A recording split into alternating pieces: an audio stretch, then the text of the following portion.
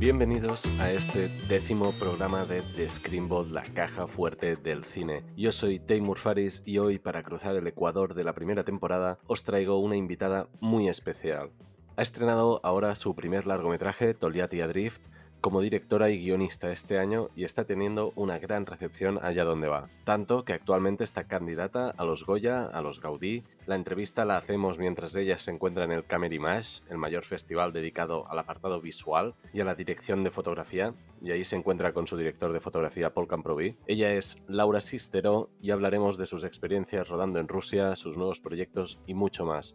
Como no, al final le pediré que añada una película a la caja fuerte que, si no la conocéis, es una película de 1990, pero que hoy es más importante que nunca. Recordad, dadle a seguir en la plataforma que nos estéis escuchando, que ayuda muchísimo a la difusión del podcast. Y ahora sí, entremos.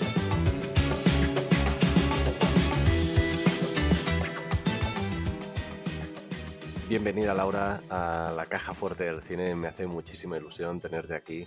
¿Cómo estás? Pues muy bien, bueno, muchas gracias por invitarme, muy contenta también de estar aquí. Y nada, muy bien, ahora mismo me encuentro en el Camerimage presentando la peli con Paul Camproví, el director de foto, y muy contentos. La verdad es que la acogida está siendo muy buena de los festivales y cada festival es una aventura, así que maravilloso. Y es que estás teniendo muchísimo movimiento con Togliatti Adrift por festis, estás a tope. Bueno, estás ahora también candidata a los Goya, candidata a los Gaudí. ¿Cómo está siendo todo este viaje ahora? Pues la verdad, yo siempre tengo siempre tengo la impresión de que hay cosas que vives en el presente, que las vives y después en el futuro entenderás lo que has vivido.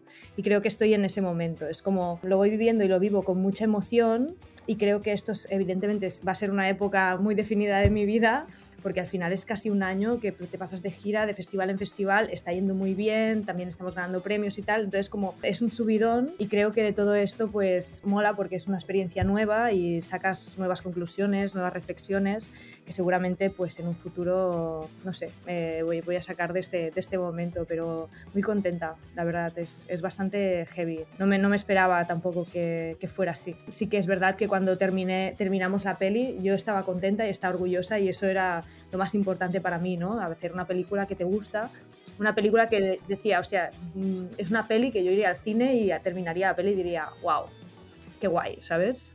Total. Y eso es lo que yo quería hacer. Una vez hecho esto, pues piensas, bueno, a ver cómo el público la coge, ¿no? Y de momento, pues la acogida está siendo muy, muy, muy gratificante, así que, bueno, es guay, la verdad, la experiencia. Y es que ha sido un viaje, todo el de Togliatti, muy largo. Si no me equivoco, han sido más de 5 años.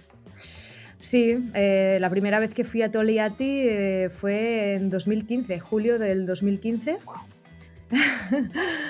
que fui con un amigo que es periodista y los dos queríamos investigar para hacer un documental o él para escribir un artículo, lo que fuera. Y me acuerdo que nos llegó un artículo de los muchos que pasaban en nuestros mails.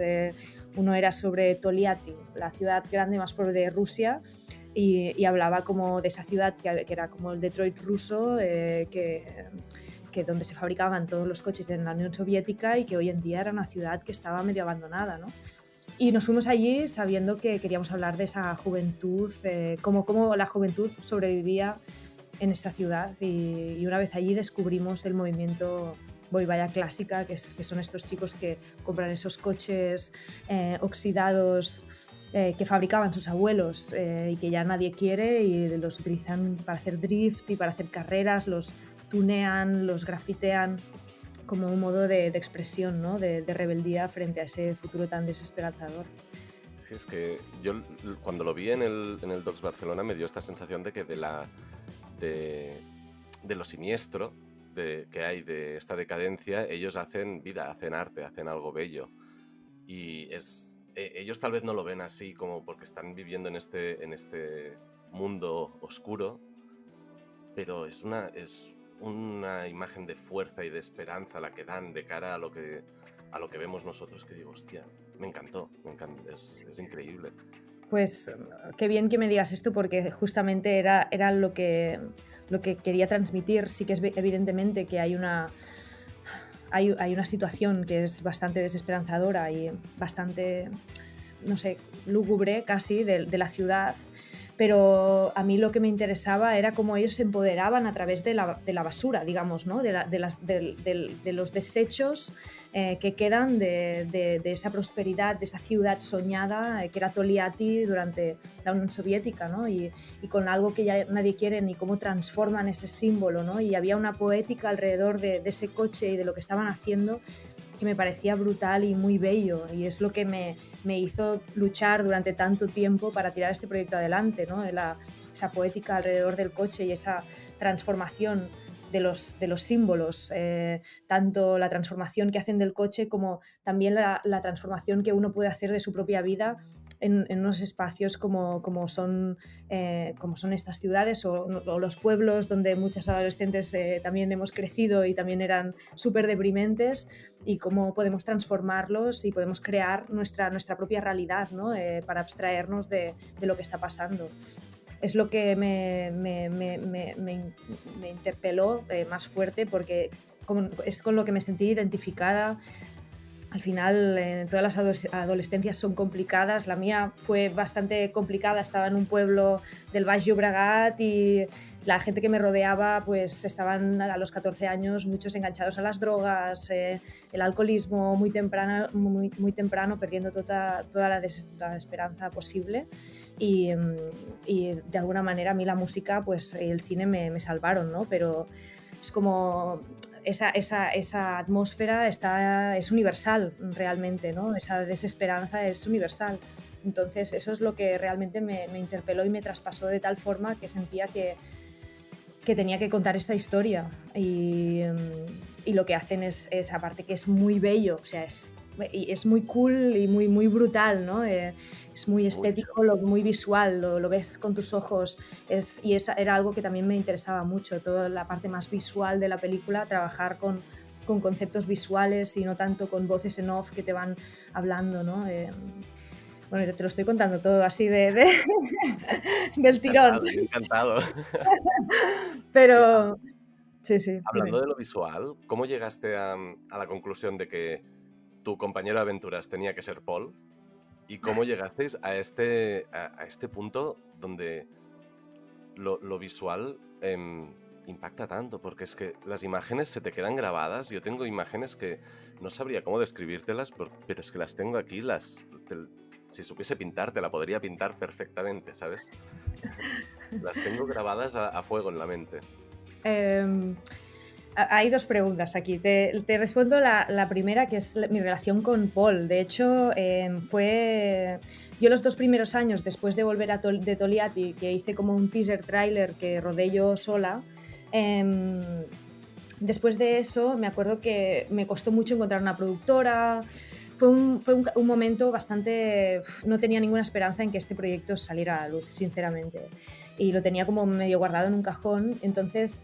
estaba haciendo de ayudante de dirección en una película donde Paul se encontraba haciendo de focus puller, y ahí él me dijo, hostia, ¿tú eres Laura Sistero? Y le digo, sí. Y me dice, ostras, ¿tú tienes el teaser este de los rusos con los coches y tal? Y yo, buah, sí, pero este proyecto está en un cajón, no sé si va a salir, me está costando mucho. Y él me decía, buah, pero esto es increíble, tienes que hacerlo, no sé qué, bueno, con el entusiasmo que caracteriza a Paul Van Pruby, ¿no? Y claro, yo en ese momento me encontraba tan decaída que de repente su energía era algo como que veía que me iba súper bien, ¿no? Y aparte que nos dimos cuenta de que nos seguíamos por Instagram mutuamente como fotógrafos, pero no nos conocíamos en persona, y de repente, no sé, se dio como un efecto mágico, y de repente fue como, ostras, yo creo que tienes que ser tú el director de foto de Togliatti, y empezó a ser como más un compañero de aventuras que no el director de foto, que después terminó siendo cuando tuvimos el dinero, pero realmente Paul entró en el proyecto antes de que yo tuviera una productora, antes de muchas cosas, y las conversaciones de fotografía de la película empezaron hace 5 años realmente. 3 años antes de empezar a rodar, ya pues quedábamos, mirábamos tal, nos pasábamos referencias de cosas. Entonces como que, y aparte, más allá de la fotografía, era sobre todo ese apoyo moral y tener ya un partner. Eso Sí, de a mí estamos en esto juntos. claro, me ayudó muchísimo, y también su entusiasmo. De repente él era como, guau, me voy a ir a Rusia, vamos a ir a Rusia, vamos a hacer esta película. Y fue así. La verdad es que luché mucho para conservar a Paul en el equipo una vez tuve la productora, porque la productora, pues claro, de repente Paul era alguien que no había hecho nada aún. Aún no había hecho ninguna peli, había hecho algún corto. Yo sabía que Paul tiene un talento brutal, Espectacular. pero de cara afuera, pues como se ha aprendido a vender más tarde, porque es una persona muy humilde, teniendo el talento que tiene, pues costó, en plan, venderlo a la productora, ¿no? Y luché mucho para que Paul se quedara a mi lado, y la verdad es que ha sido una piedra, o sea, es como... Es un pilar del proyecto, Paul Camprubí. Es más que un director de foto, yo siempre lo digo, y por eso también, una vez en rodaje, no necesitábamos casi comunicarnos. Sabíamos, él me conoce, me ve la cara y sabe lo que opino de lo que está haciendo. Igual que yo a él, ¿no? Ha sido totalmente un proyecto que hemos hecho juntos, y de hecho estar hoy en Camera Image, dándole, ¿no?, que tenga este espacio para él, para todo lo que ha hecho, que lo ha hecho solo, aparte que es una peli que él ha hecho solo, no tenía asistentes, se lo ha hecho con 4 cosas, y ha hecho una peli que está en Camera Image, o sea, es increíble. Y de hecho aquí en Camera Image es la primera vez que los dos juntos vimos la peli en pantalla grande, y Qué bueno. compartimos ese momento, y está siendo muy emocionante para mí por eso, porque es el primer festival que comparto con él, y para mí él, es muy importante dentro del proyecto. Y después, más a nivel como iconográfico de las imágenes y el universo visual de la peli, yo la verdad es que soy un poco control freak. Es algo que me he dado cuenta con el tiempo, de que también era mucho de... Habían ciertas imágenes, y también supongo que por ser fotógrafa de alguna manera, me gusta mucho trabajar en la simbología dentro del cuadro, ¿no? Dentro del frame, que con una imagen puedas entender lo que está pasando y entiendas también el subtexto que yo le estoy dando a la película, mi punto de vista, etcétera, etcétera. Entonces sí que habían planos que yo hasta tenía stories Sí. hechos de imágenes que tenía clavadas en la cabeza, y ya te digo, como con Paul hablábamos constantemente, pues ya las buscaba, ¿no? Y buscábamos esas imágenes, yo qué sé, las manos de un personaje que lo llevaba todo muy por dentro, ese coche que da vueltas alrededor de un personaje. Hay como mucha iconografía. Para mí es muy importante, y es algo que me pasa en todos los proyectos audiovisuales que tengo voz total, digamos, que no son comerciales, que intento que haya esa imagen símbolo que habla de la peli, ¿no? Sin necesidad de una voz, o sin necesidad de nada más. Entonces sí que ahí fue bastante de buscar esas imágenes y construirlas junto con los personajes. Qué bueno.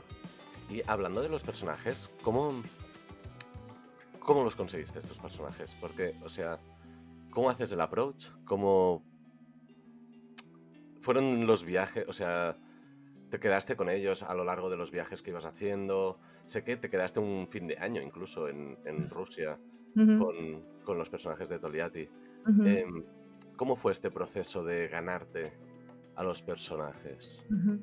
Hubieron varios factores. El primer factor fue el teaser trailer este que hice, que lo colgué en el Facebook ruso, que es el VK, y tengo un perfil allí que me comunico con ellos. Y lo colgué allí, y claro, de repente ellos vieron cuál era un poco la visión que yo tenía de eso, porque hasta entonces yo era una extranjera que no habían visto una española en su vida. Entonces era como, bueno, había como un cierto recelo, en plan, ¿qué está haciendo, no? Y una vez vieron ese teaser, que aparte que era puro punk rock, puro drift, era como realmente elevaba mucho lo que ellos estaban haciendo. No lo elevaba, o sea, ya está muy elevado, pero me entiendes, ¿no? Como lo elevaba audiovisualmente, Sí, y para ellos era como, wow, esta tía ve algo muy cool en lo que hacemos, ¿no? Entendían que yo no venía allí con una visión de, ostras, la europea que viene aquí al pueblo más pobre de Rusia a ver qué sacará de todo esto, sino al contrario, venía con una admiración sobre lo que estaban haciendo realmente. Exacto. Y cuando vieron eso, yo creo que muchos empezaron a tener mucho interés en la película. Entonces, cuando conseguimos algo de dinero, que ya entonces ya estaba con Boogaloo Films y con Paul, pues fuimos a hacer como una pequeña incursión, digamos, a Toliati para volver a conocer ya los personajes, pensando en hacer el tipo de película que yo quería, que no quería que hubieran entrevistas, qué tal. Entonces tenían que ser personajes como con arcos narrativos más visuales, más que pudieran dar cosas a cámara, ¿no? Entonces ya fuimos a hacer esa incursión y fuimos sin la idea de esto, de grabar nada ni nada, así que llevamos una cámara para hacer algunas fotos, pero sobre todo era para mí, fui con Paul porque para mí era importante que nos conocieran como personas, ¿no? Y es eso, pasamos un fin de año con ellos, pues fiestas con ellos, te llevan a hacer drift, te enseñan a hacer drift, conoces a sus padres, a sus abuelos, y estar ahí en Toliati y beber vodka, porque encima vas conociendo a las familias y las familias, claro, venga, vodka, y te dan el vodka que hacen ellos en los garajes, o sea, era como, era bastante heavy, y todo el mundo estaba muy alrededor nuestro, estaban muy contentos que estuviéramos allí. Y también era mucho esto, mostrarnos como seres humanos que somos. Eso era muy importante para mí, pasar tiempo con ellos y disfrutar con ellos y que vieran que somos personas vulnerables como ellos, que vamos a hacer una película en equipo, que no somos alguien que viene a rodar desde un punto de vista con unos ciertos ventajas, sino que veníamos a hacer una película con ellos, ¿no? Y eso era muy importante, pasar también un fin de año con ellos, entender cuál es su cultura. Y después, una vez ya tuvimos el dinero para hacer la peli, pasaron creo que 1 año y medio más o 2 años, volvimos ya para hacer la peli. Cada vez que íbamos, porque fui 4 veces durante 1 año para el rodaje de la peli, y cada vez que iba yo estaba como 10 días, 2 semanas casi sin mi equipo para crear esa película, para entender lo que iba a pasar con los personajes, etcétera, etcétera, ¿no? Y también era muy eso de estar con ellos y tal, y muchas veces cuando acabamos de rodar pues nos íbamos a las fiestas, nos íbamos a tal, no estábamos todo el rato rodando, estábamos con ellos, rodábamos, no rodábamos y se sentían cómodos a nuestro alrededor, y llegaba un punto que muchas veces me dicen, hostia, ¿cómo consigues esa intimidad con los personajes? Y digo, porque es que al final éramos amigos y no era una cámara rodando, era Paul. No era una cámara, era Paul. Sí. Y es diferente Paul. Y aparte Paul, también ya te digo, como hablábamos de su personalidad, ¿no? Para mí era muy importante tener a alguien que fuera una persona que genera empatía, que es muy cercano, que es muy cariñoso, que quiere entender, que tiene esta cosa como muy graciosa también. Totalmente. Y como que entre los dos formamos un equipo muy, muy bueno, que nos ganamos como la confianza de la gente, y es que aparte no es ganársela, sino es que también se ganaban la nuestra, y realmente o sea, han sido experiencias muy bonitas y muy guays, y echo de menos ir a Toliati. y a Paul le pasa igual, es como, qué putada con lo que está pasando, no es porque ya no podamos enseñar la peli, sino es porque tenemos amigos ahí que no sabemos cuándo vamos a volver a ver. ¿Tienes alguna experiencia en concreto, algún recuerdo del rodaje o de estos procesos previos al rodaje que tendrás contigo para siempre de esta película? Pues tengo un montón, tengo un montón de no sé ni por dónde empezar. ¿A qué tipo de...? Espera, te busco aquí en la base de datos de experiencias en Toliati, porque tengo diferentes, o sea, tengo desde desastres, cosas desastrosas, cosas de rodar en Rusia, cosas de tener productores borrachos y machistas.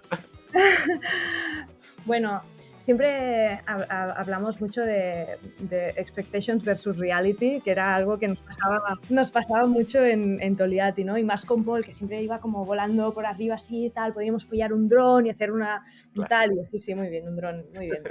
claro, sí. O el camera car, hostia, molaría tener aquí un grip, sí, un grip. Íbamos con una furgoneta abierta y rodando de cualquier manera para conseguir rodar los coches en movimiento, ¿no? Claro. Pero sí que justamente ese plano tan iconográfico, ¿no? del coche dando vueltas, que es un plano picado desde una altura considerable. Claro, el tema también eso es muy interesante, creo, dentro del documental, que es la ética. Sí que rodar cosas que son ilegales es algo que también me ha generado mucha controversia mental y muchos días de pensar qué estoy haciendo realmente, si les puede perjudicar, si no, y todo esto. Pero bueno, al margen de esto, claro, ellos cuando hacer drift en la ciudad es ilegal, entonces muchas veces había rodado yo imágenes de cosas que eran ilegales lo que estaban haciendo, y de hecho cuando les para la policía y todo esto es porque es totalmente ilegal. Pero una cosa es que tú estés siguiendo algo, un evento que está pasando, entonces tú, desde mi punto de vista, una cosa que está sucediendo, y la otra cosa es cuando tú les pides a ellos que quieres rodar ese plano, exacto, que quieres rodar ese plano, y ellos se tienen que poner en peligro, que ellos lo harán con los ojos cerrados, pero también tú puedes estar jugando con eso desde un punto de vista superior, sabiendo que eso es peligroso, pero ellos como les da igual, pues tal, pero realmente les puedes estar metiendo en problemas. Entonces, para mí, eso era muy importante no romperlo, ¿no? No generarles una cosa complicada, aunque yo sé que ellos lo harían para la película, pero si yo les pedía algo tenía que ponerlos en un lugar safe, digamos. Sí. Entonces, claro, para rodar ese plano desde arriba, lo ideal hubiera sido la ciudad, rodar desde un edificio y ya está, ¿no? Pides un permiso, pides permiso a alguien que vive en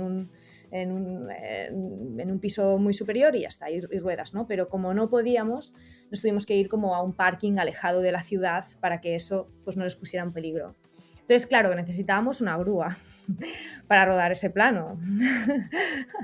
Y de repente, pues le pedimos a la gente que llevaba la producción en ese momento, ostras, molaría rodar una grúa, tal. Y de repente nos llega un camión que igual que los Lada son lo que son, pues nos llegó como un camión también de Boivalla clásica, digamos. Era un camión oxidado, un camión que había sido militar, no sé, era terrible. Y una grúa que temblaba cuando iba subiendo, un tío desde abajo, casi con una manivela, ¿sabes? Tú vas con toda la ilusión y con todo el tal, y claro, bueno, era como, bueno, pues a ver, ya ha llegado la grúa, está aquí, tenemos que rodar este plano, porque aparte, claro, al final ese día pues dirigí al final a 30 coches rusos que estaban allí para que yo pudiera rodar algunos planos más iconográficos del drift, y era como, ostras, subimos y es sin ningún tipo de protección ni nada, eso temblando, llegamos arriba, empezó a llover, sí, era bastante tremebundo, pero bueno, el plano está maravilloso y valió la pena. Está brutal el plano. Pero bueno, sí, te metes en lugares un poco peligrosos o rodar Claro, ellos hacen drift en los lagos helados que a veces tienen el thickness, tienen no sé cómo se llama, el grosor. Tienen el grosor bueno para que no te caigas, pero a veces no. Entonces lo van a comprobar normalmente si eso pueden hacer drift allí o no. Pero muchas veces es incierto. Y vas allí y piensas, bueno, y me acuerdo de seguirlos, que, sí, el evento es aquí, no sé qué, síguenos, tal, no sé qué, y de repente llegamos, salimos con la furgo y me dicen, estás encima de un lago, y yo, perfecto, genial, gracias por avisar, chicos. Exacto. Y yo, ¿cómo está? Sí, está, y allí 20 coches y tal, haciendo ruido, y decía, guau, esto se va a ir a pique. Y después también en los mismos ríos también, que ellos también entran muchas veces, los ríos helados. Claro, el Volga en el centro tiene un grosor que está bien, donde los pescadores pues pescan sus peces, pero cuando pasas la orilla, eso que está crujiendo, porque ahí hay corriente y cruje, y eso te envuelve y tú vas haciendo pasos que dices, hostia, hago un paso en falso aquí, me hundo y me voy y acabo con el tiempo así congelada y me ponen en un museo, ¿sabes? Dentro de un tiempo. Fue como mamut. Pero Sí, sí, pasaron cosas fuertes también, claro, condiciones un poco extremas y en un Sí, lugar, en una ciudad también que es, como puedes ver. Pero no sé, yo siempre digo que fue tan difícil como tirar adelante un largometraje, tu primer largometraje, una peli y todo, que cuando te dan el sí, cuando te dan el go para hacer la peli, es como nada te puede parar, ¿no? Paul y yo estábamos tan entusiasmados que en ningún momento pensábamos era como vamos a rodar, vamos a rodar, vamos a rodar, ¿no? Frente a todo lo que podía pasar. qué bueno. Qué bueno, y bueno, ha salido una película que está dando sus frutos. Y esto es algo que tienes que estar súper orgullosa, porque para mí es una de mis películas favoritas de este año. ¡Wow! ¡Qué Está en guay! está en mi top 10, a no ser que salgan cosas ahora, pero de momento está en mi top 10 de este año. ¡Qué guay, jolín! ¡Qué ilusión! Y ahora, pasando a la otra parte del programa, te quería preguntar un poquito sobre tus gustos. ¿Qué Ujú. cosas consumes? Bueno, ha sonado un poco... Aquí no lo puedo contar. ¿Qué géneros son los que te gustan más de cine? Ujú. ¿Y qué plataforma crees que es la que a ti te gusta más? Bueno, la plataforma que más me gusta es Filmin. Evidentemente, creo que aparte que creo que fueron como pioneros en España, justamente, me acuerdo de estar por Europa y tal, y hablar con mis colegas y era de las primeras que tenía una plataforma realmente donde podía consumir muy buen cine. Y creo que yo muchos meses no veo nada, pero sigo pagando como cuando pago Greenpeace, ¿sabes? Es como hago un bien es como, Sí, sabes que eso va bien, porque al final se tiene que conservar este tipo de lugares, ¿no? Entre todos, ya no es tanto de consumir, sino de que haya un lugar donde puedan estas pelis existir y luchar contra las grandes plataformas que cada vez son peores desde mi punto de vista, cada sí, vez a nivel de calidad, es no. terrible, hay demasiada oferta, pero realmente no encuentras nada. Es muy fuerte eso. Es muy fuerte realmente el tiempo que te pasas intentando buscar una buena peli. No hay en Filmin, al contrario, piensas, hay tantas que dices, ¿cuál es la que veo de todas Exacto. estas, no? Sí, no, Filmin sin duda, Movie también me gusta bastante, pero creo que por cómo consumo yo me va mejor Filmin que Movie. Y después también tengo otra, ¿cómo se llama? Criterion Collection. Sí, Sí, bueno, Criterion Collection es, es el es sumum. es el sumum, porque de hecho he visto pelis y después ves el making of, después tienes los comentarios del director, y realmente si te gusta el cine y de repente te obsesionas con Tampopo, pues de repente ves cómo hicieron el vestuario de Tampopo y yo qué sé, ¿no? Y es maravilloso. Aquí la Ay, tengo de Criterion. increíble. Que me encanta. Pero Y encima tienen los ensayos que ponen cuando en el formato físico, cada película tiene un ensayo sobre la peli también. es Em, increíble. Realmente me siento muy inculta cuando estoy dentro en Criterion, pienso, no sé nada de cine realmente, Sí, es que es de locos, es de locos. porque es como, wow, tantas cosas por consumir y es muy interesante. Y más cuando te dedicas y quieres dedicarte plenamente al cine, te da como un boost de conocimiento cinematográfico muy grande. Sí, Es como totalmente. escuela de cine, de alguna manera. Sí. Y después, géneros. Géneros, no lo sé, es que te consumo. En realidad, es fácil decir como las cosas que consumes más, eh, como más de filming, pero a veces también necesitas consumir cosas que te dejen el encefalograma plano, Sí, porque al final la vida es muy dura y no siempre tienes la cabeza para todo, ¿verdad? Pero, totalmente.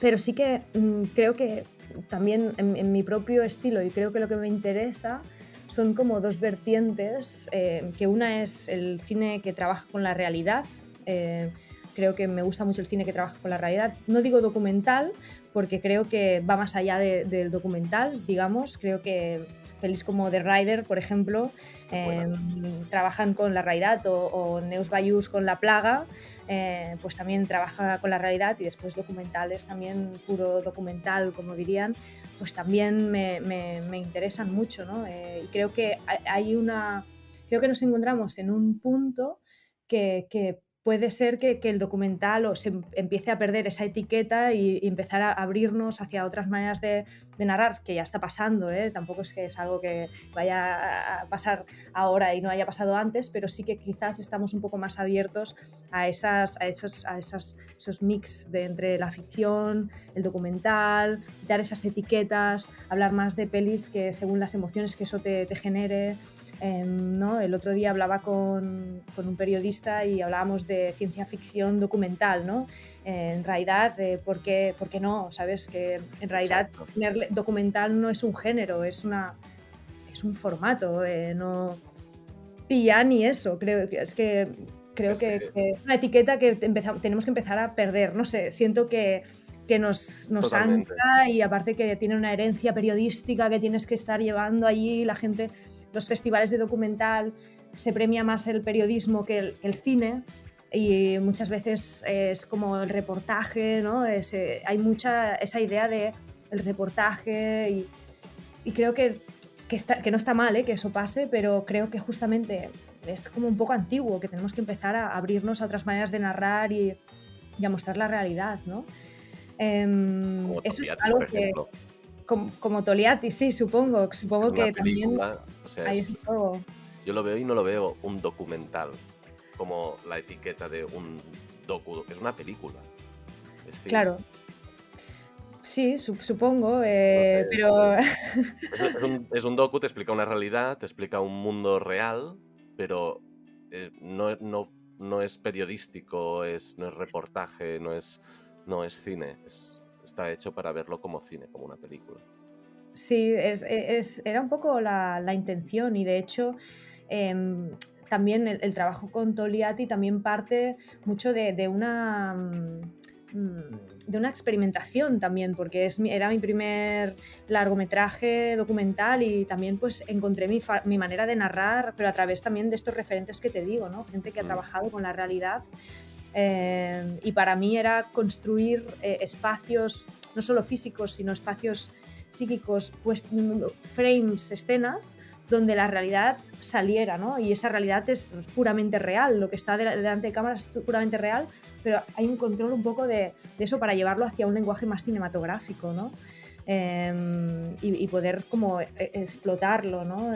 Para mí es importante. Yo siempre digo que hay documentales que podrían ser un artículo, digamos, y por qué son, ¿sabes lo que te quiero decir? Que muchas veces hay que saber en qué formato estás y darle yo creo que al final el lenguaje cinematográfico es tan potente que no utilizarlo todo me sabe mal, ¿sabes? Como digo, bueno, hay la música, el sonido, el color, la puesta en escena, el tempo, el tono, hay tantas cosas, y a veces se nos olvidan tantas, no sé, que es una pena. Entonces, bueno, sí, me gusta mucho el cine que trabaje con la realidad, y después, totalmente en la banda totalmente opuesta, me gusta mucho la ficción, puramente ficción, que trabaja con realidades que no son, que no son reales, es decir, la ciencia ficción me encanta, pero no la ciencia ficción Star Wars, digamos, sino... No, Isaac Asimov. Sí, exacto, Isaac Asimov, ciencia ficción que trabaje más como desde la filosofía, digamos, que nos muestre como una metáfora del que somos ahora. No sé, me parece como una reflexión simplemente, ¿no? Las distopías me encantan. Y de hecho el otro día me di cuenta, hablando con un colega, me di cuenta que también tengo muchas referencias de novela gráfica, que es algo que siempre me ha gustado mucho, la novela gráfica, y creo que es ahí donde converge mucho el cine y la fotografía. ¿Qué hago?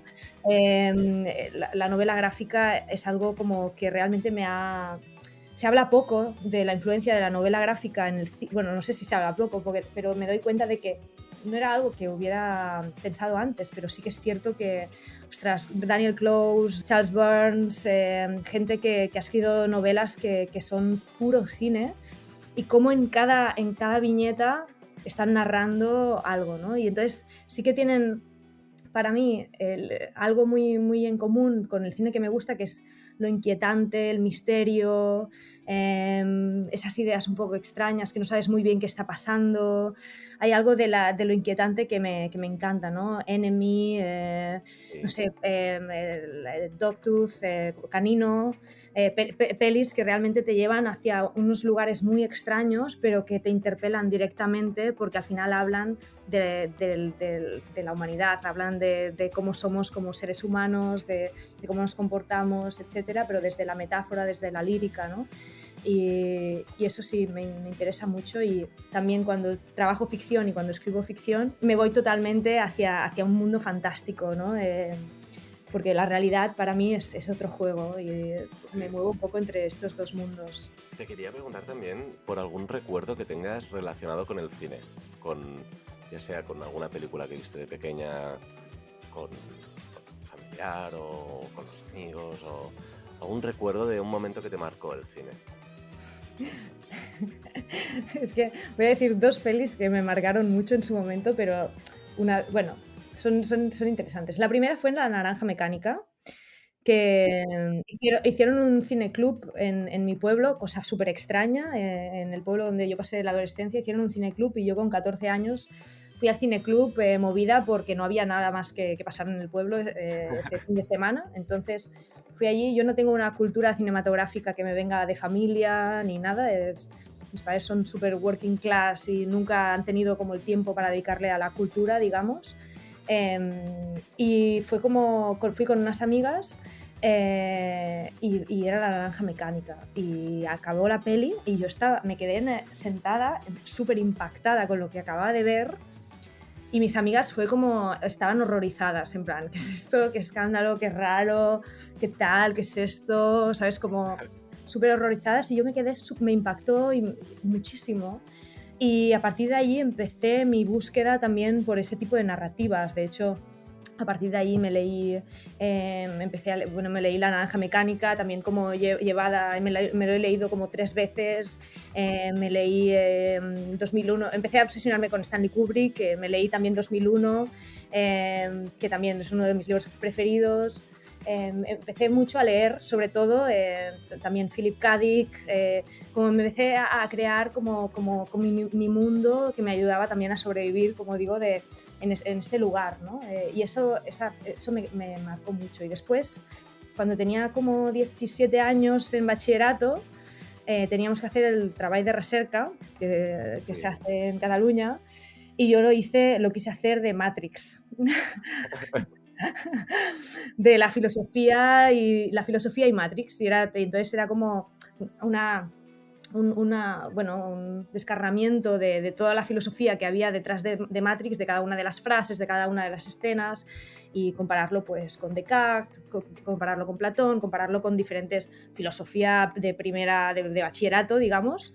Pero como que a través también de Matrix, claro, Matrix al final es una película que son muchas referencias puestas en una película, ya sea de novela gráfica, de manga, de otras películas, o sea, es puro, toda que crearon un movimiento, ¿no? Que era Matrix. Entonces, claro, cuando entras en Matrix fue como una puerta que me abrió a millones de cosas que descubrí después, del cyberpunk, de Blade Runner, de muchas referencias de novela gráfica que ahora son absolutas para mí. La música de Matrix también, ¿no? Marilyn Manson, Rage Against the Machine, son grupos que también me gustaban mucho en esa época, Deftones. Era como, realmente fue una peli que curiosamente me abrió muchísimas cosas y me empezó a interesar el cine gracias a esa película. Qué bueno. Te quería preguntar también por si...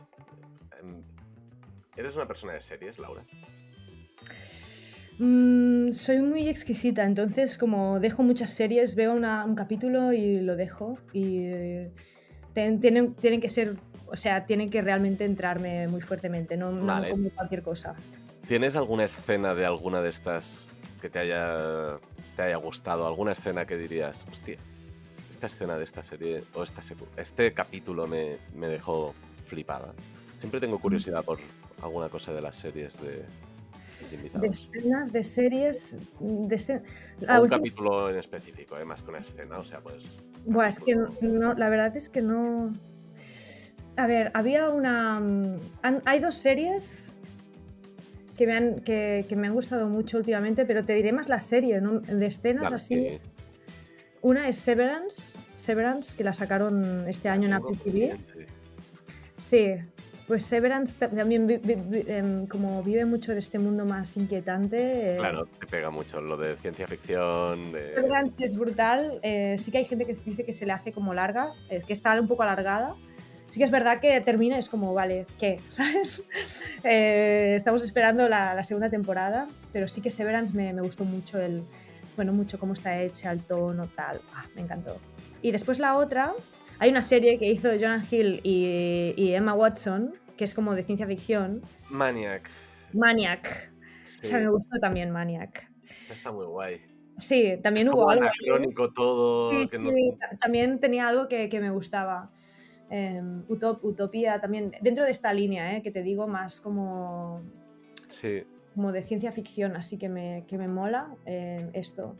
Después de series documentales, realmente o series que trabajen en la realidad, que realmente me hayan impactado, es que creo que no hay, creo que se trabaja, bueno, no hay, no he encontrado, o sea, creo que se trabaja, o sea, sí que hay series documentales muy buenas, rollo Wild Wild Country, pero es más de documental, más periodístico y tal, sí. son muy buenas realmente, que no es fácil tampoco narrar de esa manera y construir un relato como lo construye, ¿no? Con los Pero personajes que construyen y tal, conseguir sí, aguantar sí, ciertos capítulos y tal es complicado también. sí, sí, no, o sea, no le quito ningún tipo de mérito. Ojalá hubiera hecho yo ese documental, esa serie documental, pero creo que es más un género que está mejor en películas o en cosas más pequeñitas. Sí, no sé, más arty. Ahora sí, Laura, es el momento de añadir una película a la caja fuerte del cine. ¿Qué película añadirías y por qué? Pues para generarte como un máximo contraste con todo lo que te he explicado, bueno, no, con lo que te acabo de explicar ahora mismo, creo que la peli sería Close Up de Abbas Kiarostami. Es la primera persona que me trae una película de Kiarostami aquí al programa. Bueno, la primera película que me traen de fuera de Hollywood o Western Cinema, ¿sabes? Ah, sí, Creo, pues, sí. ostras, creo que Close Up de Abbas Kiarostami es una película que habla de la realidad, habla del cine, habla del dispositivo cinematográfico y creo que tiene una complejidad que aún no he conseguido descifrar del todo y por eso me tiene fascinada. Es una película que me fascinó todo el rato y creo que la vi 2 veces seguida Ya ves. para entender lo que estaba pasando, porque al final trabaja con un personaje real como que recrea lo que pasó, o sea, genera una ficción de una realidad con los personajes realmente que desenvolvieron esa historia. Hay una poética alrededor de esa película brutal y creo que es muy, muy, muy inspiradora. Y me sabe mal no haberla visto mucho antes, porque creo que es una película que habla justamente del cine y la relación del cine con la realidad. Y no sé, me impactó muchísimo y creo que si tuviera que... Creo que es una peli que tiene que estar en la caja fuerte del cine porque es pura, no sé, es pura inspiración y pura teoría también de cinematográfica. Sí, y ahora que lo decías, es que Kiarostami no solo es un cineasta, sino que es un poeta. Él Tal cual. o sea, su mirada siempre es poética con todas sus películas. Y esto es algo que se agradece, porque hay muchos directores que se quedan aunque siempre se busca la estética y tal, no se llega a este punto poético de... Bueno, que ahora que lo dices, me cuadra que me traigas en el fondo a Kiarostami. ¿En serio? Con cómo, no, con cómo ruedas, con cómo buscas la iconografía en tu cine también, en cómo miras de rodar, en cómo buscas, cómo tienes esa mirada. Ujú. Qué guay. Jo, pues sí, no, la verdad es que fue como la primera peli que vi fue la de El sabor de las cerezas. Sí, Kiarostami es algo descubierto hace poco, gracias a Criterion Collection. Fue como con un colega que hacemos como cineclub, empezamos con Kiarostami, fue como vi esa peli Y tampoco me llegó como a impactar mucho, pero había algo en esa peli que decía, yo quiero saber más sobre este director. Entonces vi Close Up y dije, bueno, ya está, hasta luego. O sea, creo que me ha cambiado hasta la manera de ver cine. O sea, es una película importante. ¿Tienes alguna escena, algún momento de la película que tengas grabado, alguna imagen que tengas grabada en la mente? Es muy típico, pero creo que el final de Close Up, que da igual que lo desvele porque creo que va más allá de finales y de inicios esta película, pero el final en que el protagonista sale de la cárcel, el protagonista que se hacía pasar por un director de cine y lo viene a buscar el mismo director de cine por el que se hacía pasar, y van a comprar unas flores y van en esa moto con las flores y va uno detrás del otro, el uno disculpándose por haberse hecho pasar por él y el otro, pues no sé, como abrazando también el hecho de lo que había pasado, ¿no? Hay algo muy, muy potente y como tridimensional, es como un agujero de gusano de la realidad cinematográfica, ¿sabes? Porque aparte tienes a Kiarostami rodando esa escena, ¿no? De repente habían 3 directores de cine, uno falso, uno que se interpretaba a sí mismo, o sea, uno interpretaba a otro que era ese, interpretándose a sí mismo, y el que estaba rodando esa escena, ¿no? Y hay una triangulación, una constelación increíble y me parecía muy bello, muy, muy bello. Y esa imagen, ese final, es como no me lo esperaba que pudiera llegar aún más alto esta película. Y el final fue como, no sé, es que lloré no sé, cómo me traspasó la peli a nivel formal, a nivel narrativo, lo que estaba pasando, a nivel poético, era brutal. Qué bueno. Yo es que también lo descubrí, entre comillas, relativamente reciente a Kiarostami. Creo que fue en la pandemia que me puse a hacer los que tenía pendientes. Uh-huh. Y aquí tenía una colección, lo tengo por aquí, de 6-7 películas de Kiarostami, y la última era la de Close Up. Y también me quedé flipado. Me encanta que la hayas traído aquí a la caja fuerte y que no me lo hubieses dicho hasta ahora. Claro. Eso también me gusta. Sí. Y, sí, el final es, bueno, se ha quedado revelado aquí, pero es como tú dices, o sea, lo importante es cómo llegas a ese punto, el viaje que haces en la película y cómo te salta de la pantalla las emociones para impactarte así.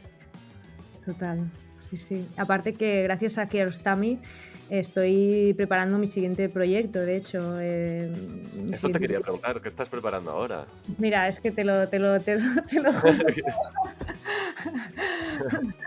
A ver, dentro del documental realmente es muy difícil porque yo trabajo como con semillas, que digo, ¿sabes? Entonces tú vas plantando semillitas y hay algunas que crecen, algunas que no, depende de si va a llover allí, si no, si hay más ingredientes aquí o si puedes recoger esos frutos, pero son muchas cosas que parten también de la naturaleza de la realidad, ¿no? Justamente, entonces yo trabajo mucho con semillitas que voy plantando y una de esas semillitas se está plantando en Irán, justamente justamente cuando vi Close Up y después vi la casa de mi amigo, sí, que es el viaje de un niño que devuelve los deberes a su amigo y tal. Me enamoré de Irán y empecé a buscar y justo estaba planeando hacer un viaje en moto por Italia y después de repente pensé, hostia, si voy a Irán y hago un viaje yo sola en moto por Irán, ¿no? Entonces ahí buscando me di cuenta de que está prohibido, las mujeres tienen prohibido ir en moto en Irán. Entonces ahí empezó como una semilla de algo que me interesaba porque aparte que me tocaba directamente. Y sí que hay un grupo de mujeres que han conseguido, que en 2015 consiguieron que pudieran ir en moto por un circuito cerrado y son un grupo de mujeres que hacen motocross, volvemos al tema del motor, hacen motocross en circuitos cerrados y también están luchando evidentemente porque tener la libertad entre muchas otras cosas de hacer lo que quieran, ¿no? Y de ir en moto. Exacto. por la ciudad. Entonces, claro, con los eventos esto fue un primer ejercicio de investigación y empecé a contactar con alguna de las mujeres que estaban ahí en Irán. Y claro, a raíz de los eventos, de las cosas que están pasando en los últimos meses en Irán y las revoluciones que están habiendo, pues aún me parece más interesante, pero también tengo que esperar el momento idóneo para ir, porque también tiene un punto de peligrosidad bastante heavy. Sí. Entonces hay que asegurarse, estoy sembrando, ¿no? También tengo gente que ha estado rodando, una directora que hizo Raving Iran, que es una directora de documentales muy buena, alemana, que la conocí en un festival y justo he quedado con ella para que me explique pues cómo producir allí, cómo lo ve ella y todo esto. Pero bueno, es todo, ya te digo, al final los procesos de documental, y puede ser que esto no vaya a ningún sitio, pero todo siempre es como una investigación, ¿no? Bueno, lo debes saber también desde que, o sea, haciendo documental, ¿no? Es poco a poco vas interesándote por algo, vas viendo que es posible, tal, Vas entonces tirando el hilo. vas tirando el hilo, te encuentras otro hilo, a lo mejor lo tiras y al final es un viaje, ¿no? Y lo guay del proceso de documental es que siempre aprendes cosas. Es decir, el proceso documental, el documental ya ha empezado para mí. No lo estoy rodando, pero el viaje yo ya lo estoy haciendo, ya estoy conociendo a estas mujeres que han luchado por esto y tal. No lo estoy rodando, no tengo fotos, pero yo ya estoy haciendo ese viaje y es lo más guay de hacer documental, es que es una experiencia vital que tú vives. Y eso no te lo quita nadie. Y por mucho que después termine la peli, sea un fiasco y a lo mejor nadie le guste y tal, tú has hecho ese viaje.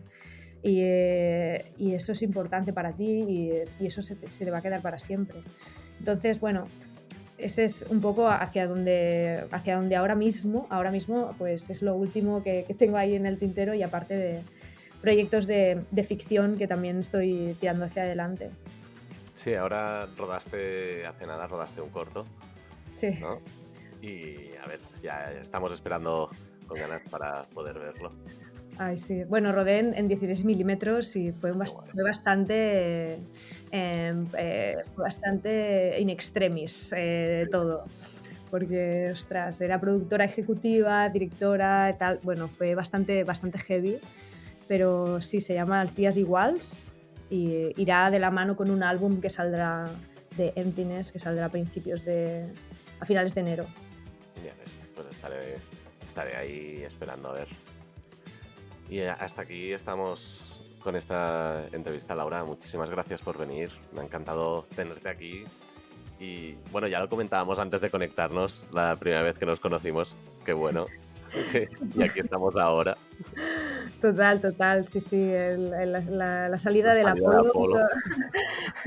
siempre es un buen lugar para conocer a gente, pero yo no pensaba que me acordaría de eso, pero sí, nunca sabes a quién te puedes encontrar, total. Sí. Muchísimas gracias, ¿eh? Y bueno, estamos en contacto y nos vemos pronto. Vale, pues muchas gracias a ti por también hacer este podcast, que la verdad es que se echan en falta podcasts que hablen de cine de esta manera y hagan entrevistas y hagan recomendaciones, así que también ojalá tire para adelante mucho tiempo el podcast y vaya súper bien. Gracias. Nos vemos, Laura. Vale, hasta luego.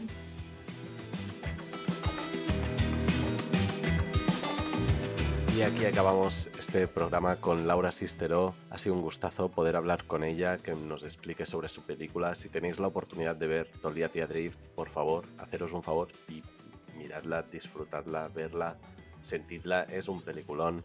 Y si no habéis visto Close Up, la película que ha añadido la caja fuerte del cine, corred también a verla. Es una joya y, como he dicho al principio, es más necesaria hoy que nunca. No olvidéis darle al botón de seguir para no perderos futuros programas. Gracias y, como siempre, larga vida al cine.